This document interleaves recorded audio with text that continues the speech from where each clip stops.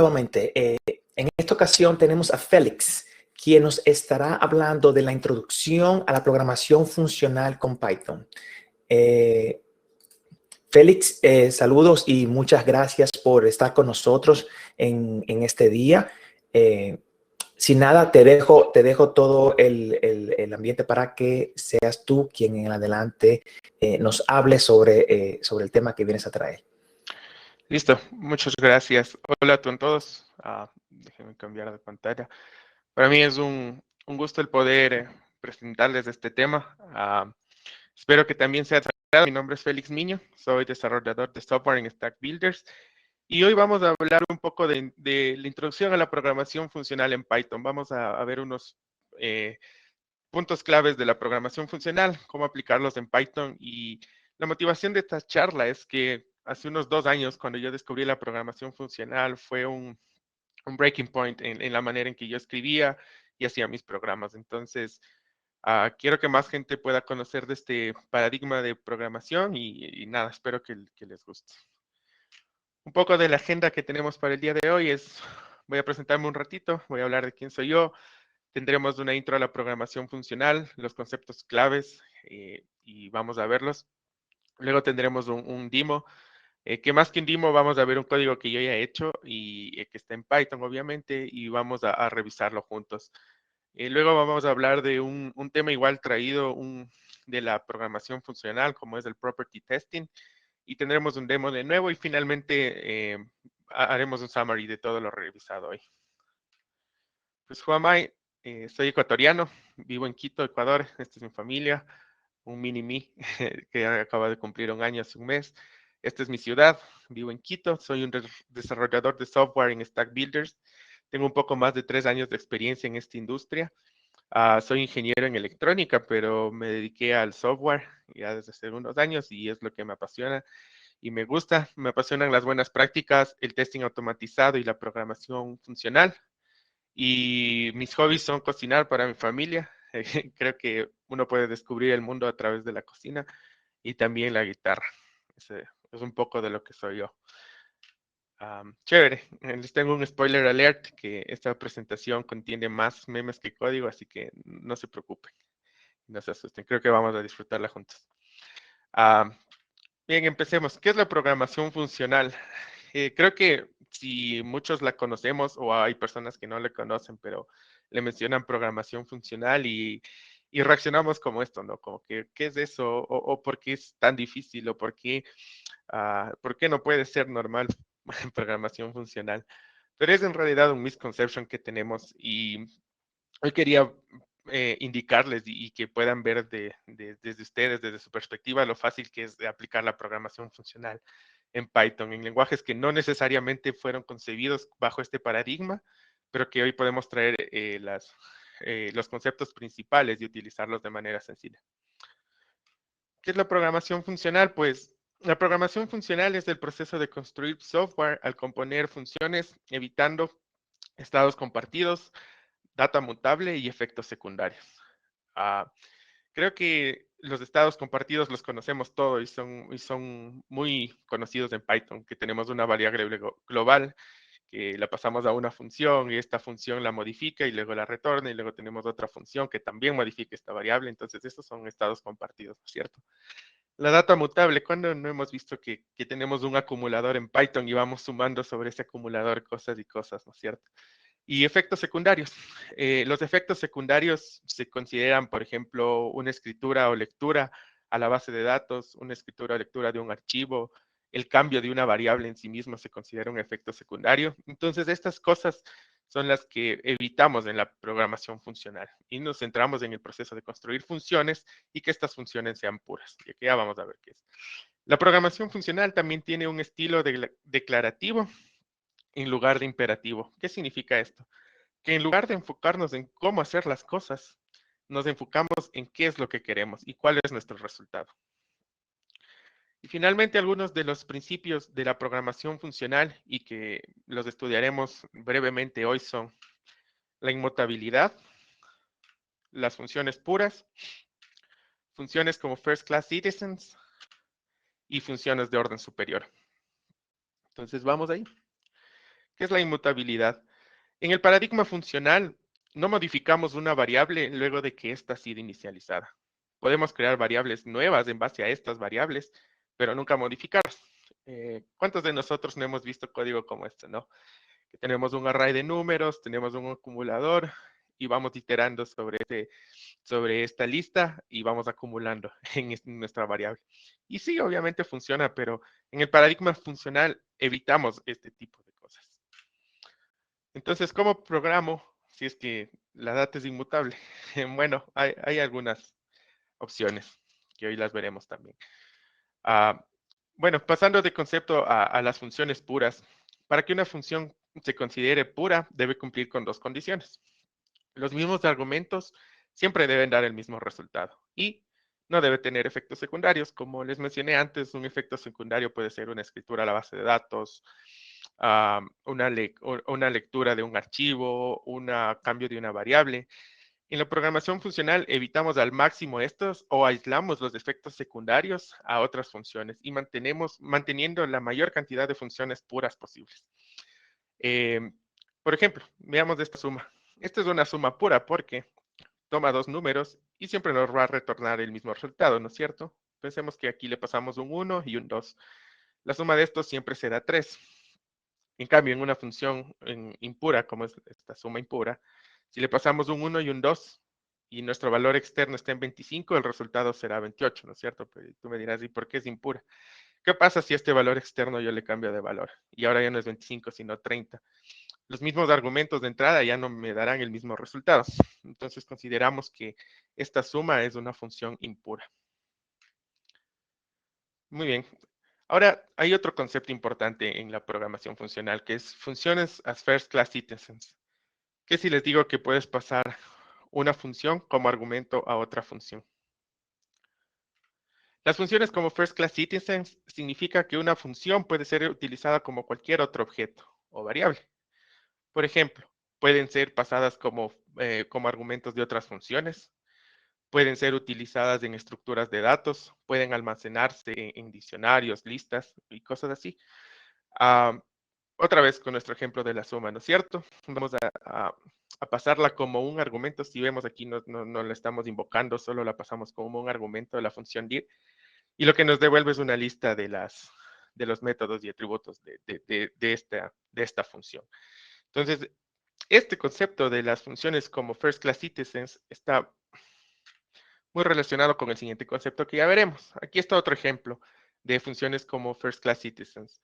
Estamos almacenando dos funciones, la función doPing, que es esta de aquí, la estamos asignando a la llave ping y a la llave ls le estamos asignando la función doLS. Entonces, básicamente lo que podemos hacer aquí es, miren esto, podemos obtener la función desde el diccionario y llamarla con sus argumentos, ¿no es cierto? Entonces, esta es una funciones como first class citizens, funciones que pueden ser utilizadas como cualquier otro objeto. Muy relacionado con el tópico anterior están las funciones de orden superior. Una función de orden superior es simplemente una función que toma una o más funciones como argumentos y producen producen otra función como resultado. ¿Acaso no utilizas higher order functions? Estoy seguro de que las has visto y vamos a ver las más comunes. Ah, existen tres funciones de higher order functions que son de orden superior, que son muy conocidas y prácticamente me atrevería a decir existen en todos los lenguajes de programación. Tal vez con otros nombres, pero estoy casi seguro que existen, como son map, filter y reduce. Bueno, esta sintaxis es de JavaScript, pero nos sirve perfecto para la ilustración. Un map toma una lista de iterables y toma una función y transforma cada uno de estos, los pasa a través de la función y obtiene una nueva data, ¿no es cierto? Entonces obtenemos de una vaca, si la cocinamos, obtenemos una hamburguesa, papas fritas, un pollito frito y del maíz obtenemos canguil, que por cierto no sé cómo se dice esto en su país, pero aquí en Ecuador se dice canguilo. Bueno, tenemos la otra función muy conocida que es filter, que igualmente recibimos un listado, un iterable, y recibimos una función que en este caso se denomina el predicado. Un predicado lo que hace es determinar si algo es verdadero o falso. En este caso estamos eh, verificando si es vegetariano, ¿no? Entonces tenemos que son las papas y el canguil. Y finalmente la función reduce lo que hace es toma una lista de iterables, las procesa y tenemos un resultado como vemos aquí. Ya no un iterable, sino un solo resultado. Pues bien, veamos cómo podemos tener esto en Python, que es un demo time. Shut up and show me the code. Vamos a ver algunos ejemplos súper sencillos. Déjenme cerrar todo. De cómo aplicar estas funciones en Python. Vamos a ver primero nuestro filtro. Vamos a ver cómo muchas veces hemos encontrado, o yo al menos he encontrado código así en los proyectos en que he trabajado. Entonces, bueno, aquí tenemos, en este caso tenemos un JSON de empleados, que lo que tenemos es data, ¿no? Un ID, un nombre, título, años de experiencia, salario anual, que es un mock, básicamente. Esta data es un mock. Entonces, lo que vamos a hacer aquí, en este caso, vamos a obtener los empleados que tienen menos de 3 años de experiencia, ¿no es cierto? Entonces, generalmente lo que hacemos es declaramos un array vacío, una lista vacía y empezamos a iterar. Creo que esta es la manera más imperativa en Python que se puede hacer un lazo. Entonces vamos desde i hasta el rango de la longitud de la data y vamos obteniendo por el índice, ¿no? Data i, los años de experiencia, si es menor que 3, y vamos haciéndole un append a esta data. Igual así, ¿no?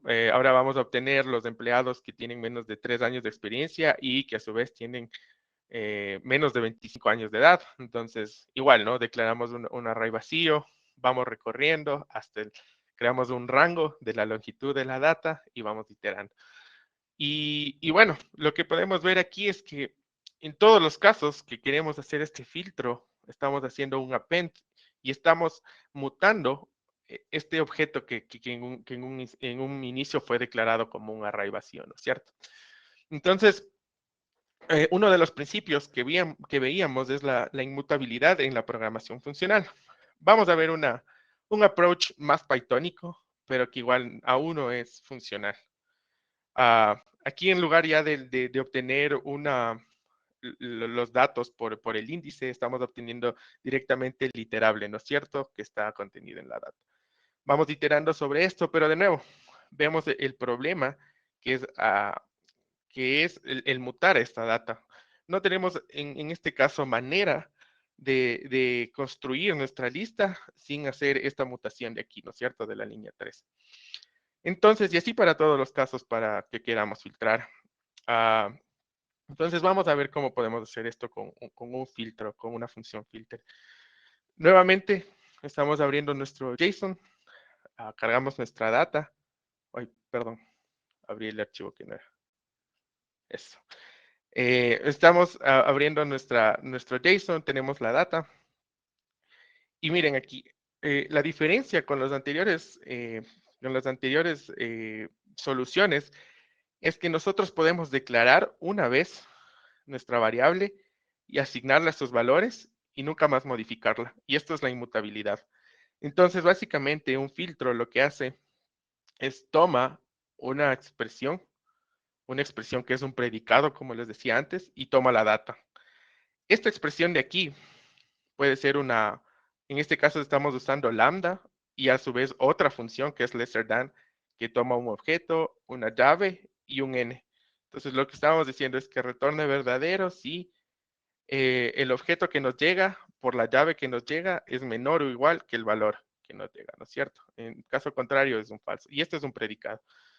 Determina si un objeto es verdadero y falso. Por cierto, este es un tip cuando quieran utilizar para la firma de nuestra función filter es de la siguiente manera, ¿no es cierto? Toma aquí un predicado y toma un iterable.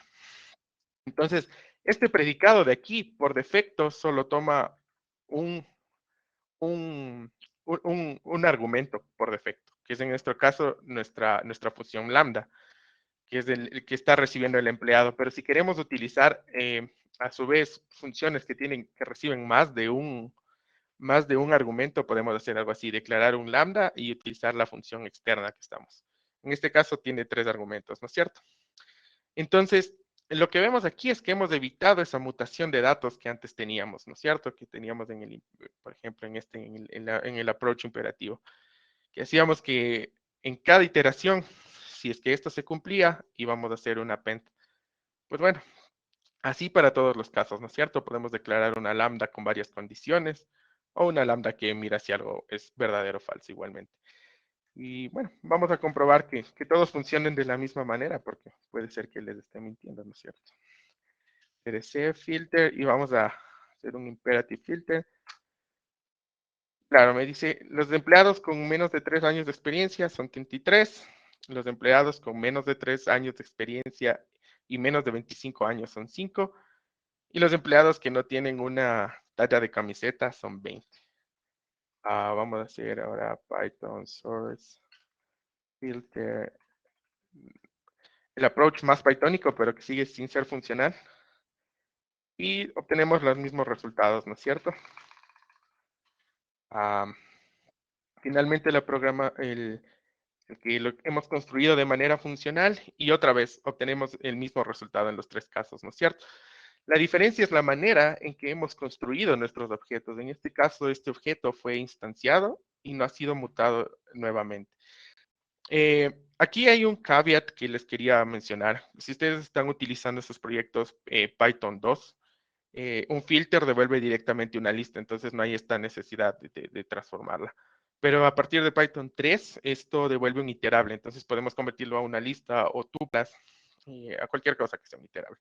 Pero esto solo es como una recomendación y para que lo tengan en cuenta. Chévere, vamos, pasemos ahora a ver el uso de map. Un map con función de un estilo imperativo, ¿no es cierto? Nuestra compañía ha crecido tanto que este año vamos a dar a todos los empleados que con al menos 5 años de experiencia un extra en su salario anual. Entonces, básicamente viene de acuerdo a esta tabla, ¿no es cierto? Si tiene 5 años, es del 5% extra. Si tiene 6, es 7.5 y así hasta 10 años.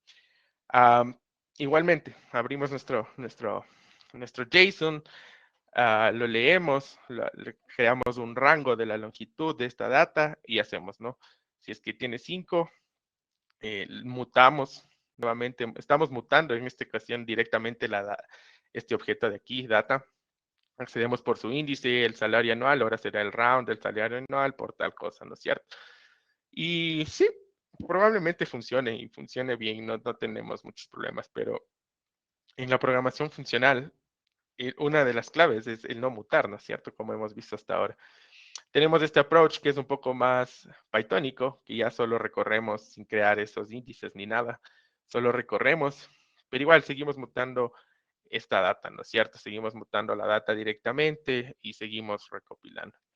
Veamos cómo hacerlo esto en un estilo funcional. Pues bueno, yo para empezar lo que haría es crear una escala de bonos. Eh, para este JSON de empleados hemos asumido que hay de 1 hasta 10 años de experiencia, que es lo máximo. Entonces, los de 1, 2, 3 y 4 años, su salario será multiplicado por 1, ¿no es cierto? No tienen bono.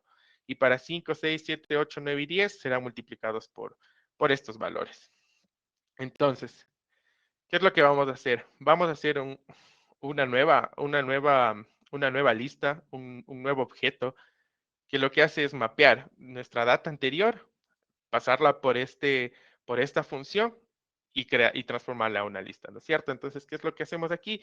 Simplemente obtenemos un get employee with bonus. ¿Qué es lo que hacemos? Obtenemos el bonus multiplier de esta escala de bonos, que es básicamente obtener por la clave. Y este annual salary lo multiplicamos por el bonus multiplier y lo redondamos a 2 dígitos. Entonces, miren, de lo que teníamos algo como esto, pasamos a algo tan sencillo como esto, ¿no es cierto? Y no sé ustedes, pero yo me quedo al menos con este approach. Y bueno, aquí podemos ignorar esta parte del rango, solamente es con fines prácticos para que ustedes puedan observar los resultados. Python, source, map, y vamos a imperative. Estamos imprimiendo simplemente los 5 primeros empleados. Este es el ID de empleado y su salario ya modificado, ¿no es cierto? Python, source, map, no functional programming, pero que es de manera pythónica, y un functional programming map. Entonces, como podemos ver, otra vez hemos obtenido los mismos resultados, ¿no es cierto? Pero de 3 maneras distintas y en este caso utilizando approaches, un approach más funcional y sin mutar nuestra data. Finalmente, les voy a explicar y voy a enseñarles un ejemplo del reduce. ¿Cómo podríamos hacer? Este es un ejemplo muy típico y que he visto en muchos códigos base de Python. Vamos a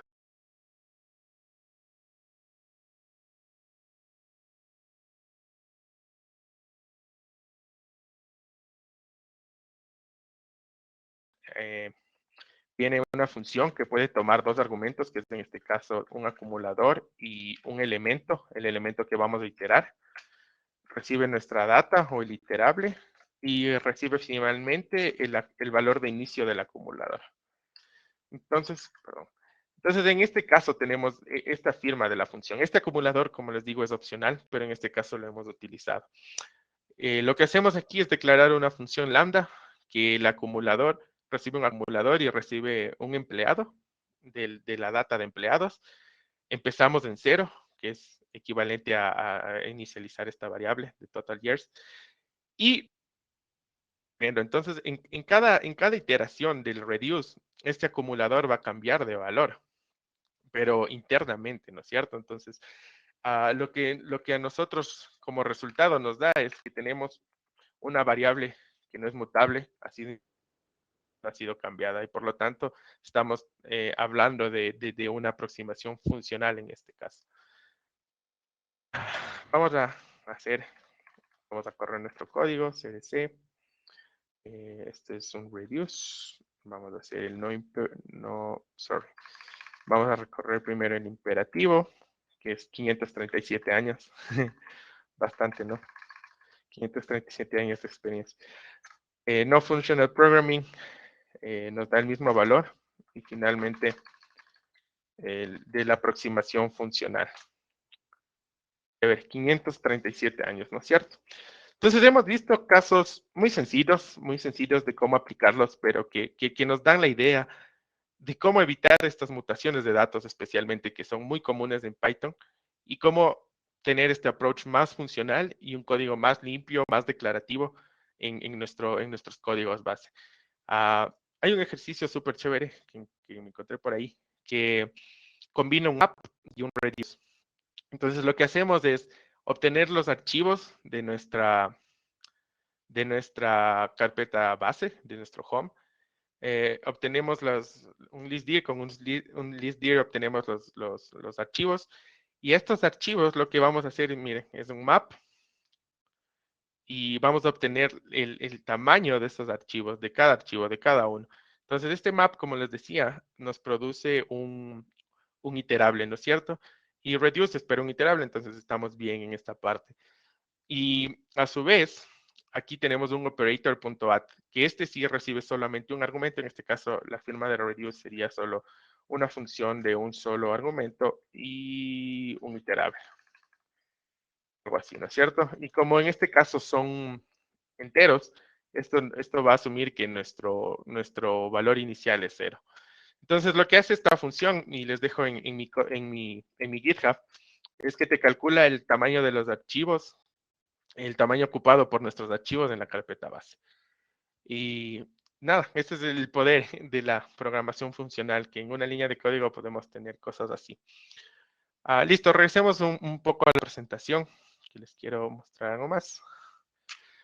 Chévere. Ahora vamos a ver otro tema extraído de la programación funcional, que es el property testing. Si vemos en el gráfico de la izquierda, tenemos un gráfico que en el eje de las X nos dice qué tanto nuestras pruebas en realidad están testeando lo que es nuestro software. Entonces, por ejemplo, en sample-based testing tenemos pruebas unitarias, podemos tener pruebas de integración o end-to-end test. Y estas en parte testean la lógica de negocio, ¿verdad? Pero ¿cuál es la limitante de las pruebas basadas en ejemplos? Que uno, la rigurosidad de las pruebas depende de las personas que las describen, ¿no es cierto? Entonces, por eso vemos en el eje de las Y que tenemos que también cubiertas están todos nuestros casos. Y es un problema, porque en realidad los casos que cubrimos dependen de los casos que nuestra mente puede imaginar si estamos limitados a eso, ¿no es cierto?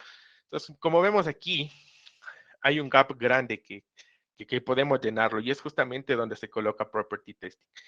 Property Testing eh, toma y extrae toda la data que puedas imaginarte, la randomiza y podemos aplicarla a pruebas como unit testing, pruebas de integración o pruebas de end-to-end. Entonces, nuestro set de pruebas es mucho más robusto porque ahora tenemos mucha más data con la que probar. Y claro, este es bien el segundo punto y el segundo problema que encontramos en nuestras pruebas, ¿no es cierto? Que tenemos pruebas frágiles debido a un entendimiento superficial de los requerimientos de una historia. ¿Y esto qué quiere decir? Que muchas veces testeamos, pero no entendemos lo que estamos testeando, ¿no es cierto? Entonces el property testing, aparte de ayudarnos a generar mucha más data de la que nuestra mente pueda imaginarse, nos ayuda forzando, Félix, ¿sí? disculpa, que nos están diciendo que ha habido un problema con parte del streaming y si puedes hacer una pequeña pausa y disculpa para ver qué podemos hacer para tratar de poner este streaming live. No sé qué tanto tiempo, parecer muy bueno, una gran parte de la charla no estuvo viéndose en el streaming. Y tú y yo para mí se ve live. Dame un segundo. Ok, avisa. Ah.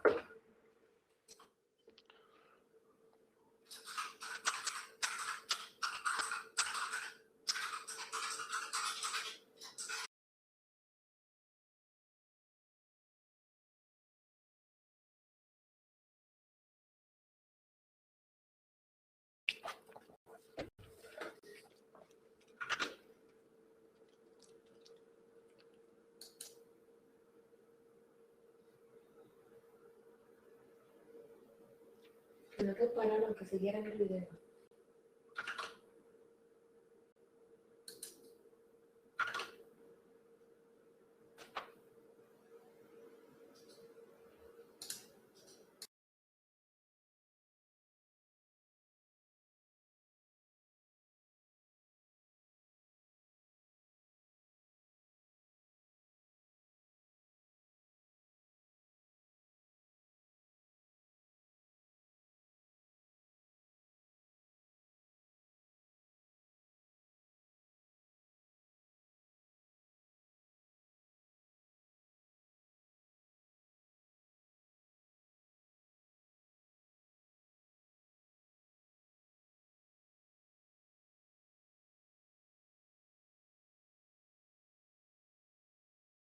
Ok, Félix, es todo tuyo.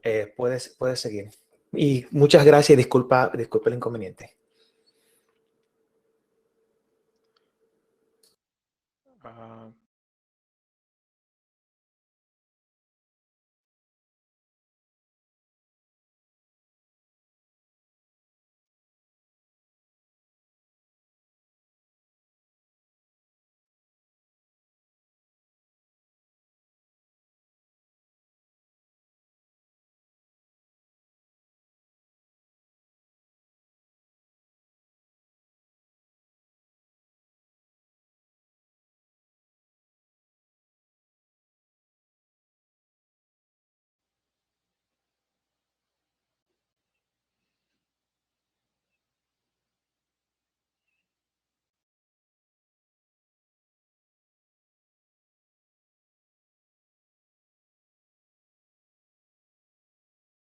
Uh, Hi, Felix. You can start speaking now.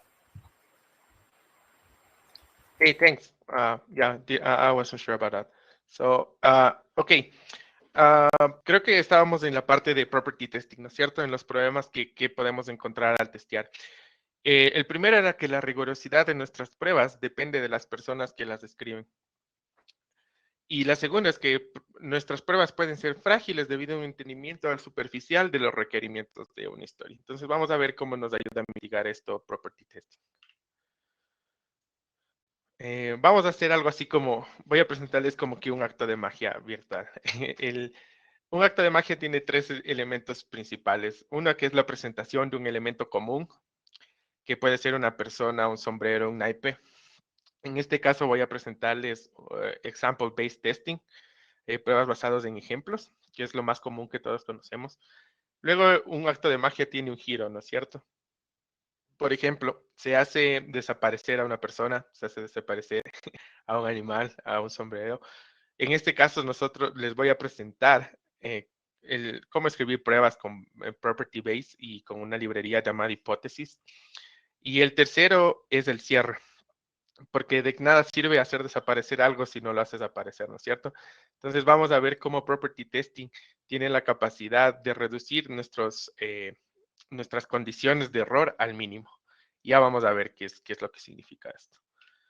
Entonces, nada, vamos de nuevo a un demo súper rápido. Vamos a imaginar que lo que vamos a testear hoy va a ser una función de la suma. Una suma que recibe un número, y recibe dos números y nos los devuelve sumados. Tal vez es muy trivial el ejemplo, pero para una introducción a este concepto de property testing nos va a servir muy, muy bien. Entonces, ¿cómo generalmente, fijémonos en este código de aquí, de la línea 1 a 5, ¿no es cierto? ¿Cómo generalmente nosotros testeamos nuestro código? Añadimos un test que haga un hacer, ¿no es cierto? De un caso. En este caso, que el 1 y el 3, aquí esto tengo que cambiarlo para que corra bien. Listo. El 1 y el 3, el 1 y el 2, perdón, la suma de ellos sea el 3, ¿no es cierto? Entonces, si nosotros corremos este código, obviamente va a pasar nuestras pruebas, porque 1 más 2 es 3 generalmente. Entonces, property testing, perdón, no es Python, es PyTest. Y vamos a ver que todas nuestras pruebas se han corrido y han pasado, ¿no es cierto? Pero ¿cuál es el problema? Y este es muy relacionado al primer problema que yo les mencionaba, que es que nuestras pruebas están limitadas a la cantidad de casos que nosotros podamos imaginarnos. Entonces, una solución a eso es las pruebas parametrizadas, ¿no es cierto? Que tenemos, pasamos un número, otro número y el valor esperado. Entonces, 3 más 5 debería darnos 8, menos 2 más menos 2, menos 4 y así. Pero siguen sin ser un testeo exhaustivo en este caso. ¿Y qué tal si yo tengo una función que cumple con todas esas condiciones, ¿no es cierto? Vamos a ver qué es este fix sum. La suma es un buggy logic, pero nos sirve perfecto para este caso. ¿Qué tal si yo tengo contemplado todos mis casos que estoy testeando dentro de mi función, ¿no es cierto? ¿Qué tal si yo le tengo quemado que la suma de 3 y 5 me den 8, que menos 2 y menos 2 me den menos 4 y así? Pues a pesar de que yo esté testeando con pruebas parametrizadas, si yo utilizo mi función fix sum, todo va a seguir pasando, ¿no es cierto? A pesar de tener esta lógica muy acoplada, ¿no es cierto? Entonces, es aquí donde entra el concepto de la property testing. ¿Qué es un property testing? Es un testeo basado en propiedades, ¿no es cierto? ¿Qué es lo que nos quiere decir? Y que, por ejemplo, la suma del número 1 y 2 sea igual a 1 más 2, del número 1 más 2. ¿Qué es la ventaja que nos ofrece property testing? Que nos genera un set de datos, que en este caso son dos enteros, que va más allá de lo que nosotros podamos describir. O sea, aquí podemos considerar algunos casos, ¿no es cierto? Pero generalmente property testing se corre alrededor de 100 pruebas, o generalmente lo digo porque en la mayoría de frameworks de property testing se setea el número de pruebas a 100. Entonces nos genera 100 valores diferentes y probamos esta función. Entonces, nada, vamos a ver cómo funciona PyTest. property testing, test sum, vamos a hacerlo un poco verboso. Y claro, me dicen, miren, están nuestras pruebas parametrizadas, luego está que la suma que estamos utilizando hipótesis también ha pasado, que la suma verbosa también ha pasado, pero en realidad no vemos mucha diferencia, ¿no? Así es que entonces, para este caso del demo, vamos a utilizar un decorador que viene con hipótesis, que es la verbosidad, y vamos a hacer las verbosas a nuestras pruebas, y vamos a ver todos los casos. En este caso, déjenme, para no confundirnos, vamos a comentar esto, y vamos a ver todos los casos que nos genera una librería como es hipótesis. Necesito pasarle el argumento -s, y mire. Creo que lo podría correr mejor en una consola entera. Entonces, PyTest, property testing, test sum, -v, -s. Entonces, miren, esta es la diferencia de nosotros generar incluso pruebas parametrizadas. Miren cuántos casos podemos ver, por ejemplo, la suma de 0 más 0, de un número negativo con un número negativo, de un positivo con un negativo y cosas por el estilo, ¿no es cierto? Y son 100 casos, como les digo, miren, este número negativo, que es inmenso con este número negativo. Y esa es la ventaja de utilizar property testing, porque no tenemos que pensar en los casos que queremos probar, porque esto ya nos ayuda. Así también, digamos que por algún motivo específico queremos tener un caso súper concreto. Digamos que en este caso queremos probar el 1 más 2. Property testing también, en este caso hipótesis, nos da el decorador example, que podemos pasarle dos valores fijos a la suma y que se incluya estos valores en el set de pruebas. Entonces, pero generalmente property testing se denomina así porque probamos propiedades, ¿no es cierto? ¿Y cuál es una de las propiedades de la suma? La identidad, ¿verdad? ¿Qué es la identidad? Que cualquier número sumado a un 0 nos dé el mismo número como resultado. Entonces, esta sí es una prueba de propiedad ahora mismo, que estamos probando la propiedad de la identidad de la suma. Recuerdo que mi primera experiencia con una librería de property testing fue en Haskell con QuickCheck. Y fue justamente esta propiedad la que probamos. Uy, perdón, estoy tapando mi tecla. Por algún motivo teníamos cuando nos llegaba desde el front en nuestra data, hacíamos un parse un poco customizado, no recuerdo exactamente por qué era. Pero el punto es que teníamos que probar que tanto que nos llega la data, le hacíamos un parse, llegaba a nuestra base de datos, le hacíamos el unparse, y que eso sea una identidad. Es decir, que la data que me llega era igual a la data que me sale. Entonces, en este caso estamos probando algo igual, ¿no? Que nuestro número que nos llega como argumento, sumado un 0, sea igual a nuestro número.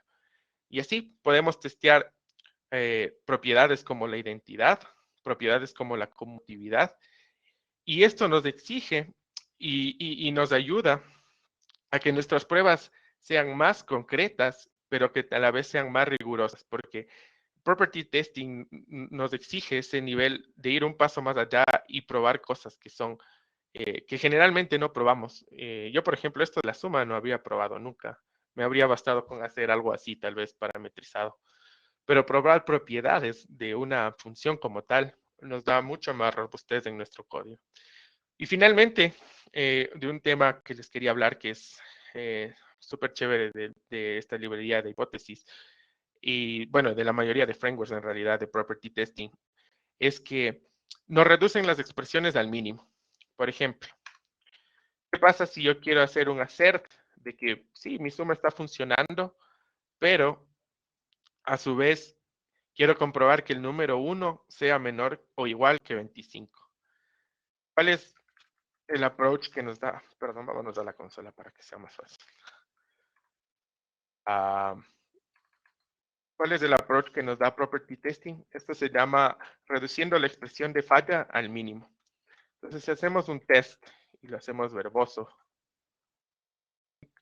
vamos a ver que property testing automáticamente sabe que el primer caso de falla o de error fue que un 26 ya no es mayor igual que, perdón, que un 26 no es menor igual que un 25, ¿no es cierto? Entonces eso se llama reducir al mínimo la expresión de falla. Y Property Testing tiene esa capacidad de ir probando número tras número hasta saber cuál es la expresión que nos va a dar el error. Entonces, en summary, en resumen, por cierto, aquí está mi GitHub, es Félix Mino M, y pueden encontrar todos los ejemplos de ejercicios que hemos hecho hoy, como intro a la programación funcional, intro-to-FP. En summary, de lo que hemos visto hoy es que los conceptos del paradigma funcional pueden ser fácilmente trasladados a lenguajes de programación que no necesariamente fueron concebidos bajo esta idea. Lo hemos comprobado, ¿no es cierto? En esta charla también hemos comprobado que conceptos como inmutabilidad, funciones puras, funciones como first class citizens y funciones de orden superior pueden ser usados en Python de manera adaptiva, sin la necesidad de instalar nada. Así también comprobamos que los patrones funcionales nos permiten escribir el código limpio, legible y posiblemente nos emitan errores que podríamos cometer al programar de manera imperativa. Y finalmente, al usar librerías de testing, de property testing, como en este caso hipótesis, incrementamos la robustez y cobertura de nuestras pruebas, lo que nos permite tener software más seguro y confiable. Nada, gracias y espero que les haya gustado esta grabación. Sé que hubo un problema técnico y nada, disculpas por eso, pero gracias por su atención. Muchas gracias a ti por estar aquí, dos, por entender los problemas que surgieron y como les había dicho en el chat, he estado mencionando, todo el tiempo se estuvo grabando, por lo que esta charla, que fue muy buena, la vi completa. Para mí, para Félix, en ningún momento nos dimos cuenta de que había un error con el streaming. La charla fue muy buena, así que los que entraron aquí querían verla, les recomiendo que sí, que esperen la grabación y la vean, porque Félix, la disfruté mucho. Muchas gracias y nos vemos más tarde.